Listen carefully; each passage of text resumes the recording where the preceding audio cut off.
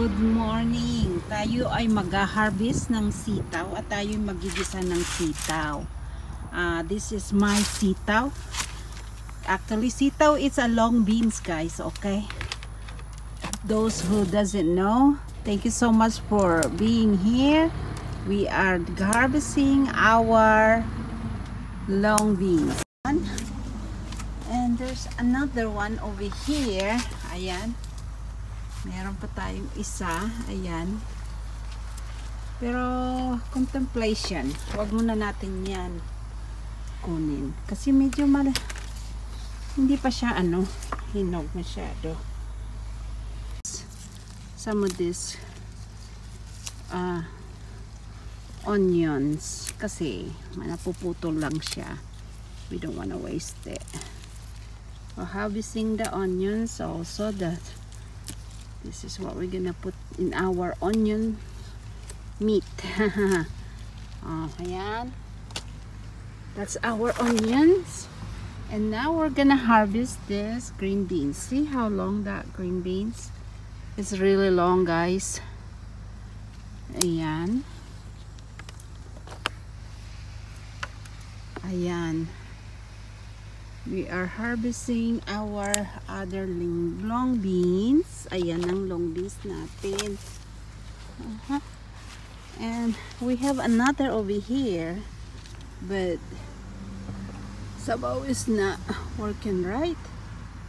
Ayan. Now our talbos, we're gonna get some talbos also. Ayan, ito yung mga talbos natin.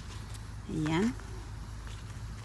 Siyempre, sarapan natin ng talbos, ha. Masarap ang to. Grabe. I've been waiting to have a talbos for a while now, guys. I haven't really harvest my talbos. So here we are. We're harvesting it now. See? Yan. Masarap ang talbos. Grabe. It's the most nutritious vegetable out there. Alam nyo naman, sa probinsya, in the province, in the Philippines, where we grow up, where I grew up, this is one of the best food that we easy to get all the time. It's available in our yard. Ayan. Ito, ang dami, oh. Tingnan nyo, guys. Lalo na sa harap ng bahay ko. Marami akong talbos sa likod, sa harapan. So, this is actually healthy talbos right now. Because I waited this long before I started harvesting again. See? See all these talbos available here. You have to really pay attention because when you're harvesting, you don't realize it's right in front of you. It's a little trickiness, huh? Ayan. Ayun pa pala. And also we're gonna harvest our tomato, guys. There's some more talbos, see? Gigisahin natin to sa baboy. We're saute it with pork meat. Yeah. And eat it with the rice. Isip ko nga mailaga ko eh.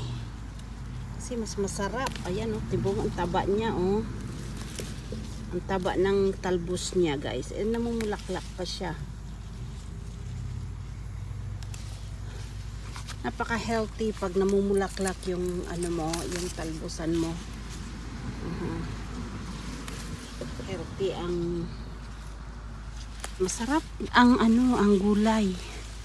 Ayan, gulayin na rin natin tong onion leaf. Kasi ilulutuin ko din naman sa onions yung ito. So ayan. 'Di ba? Oh, ang dami. Marami ka pa ba dyan sa tabi-tabi? Meron pa ba ikaw ibibigay sa akin? Dito, wala na. Ayan. Ang dami. Hinog na yung mga kamatis ko, guys. This is our talbos. Yes. See? And this is our onion leaves. Ayan. Marami pa tayong talbos. So we're gonna keep on. I waited for 2 weeks before I harvest again. I waited for it to rain. So the tomato is well done already. It's ready to be harvest. Ayan na ang ating mga katalbusan. Ayan. There you go. This is our talbos. Our ayan. Ayan, diba?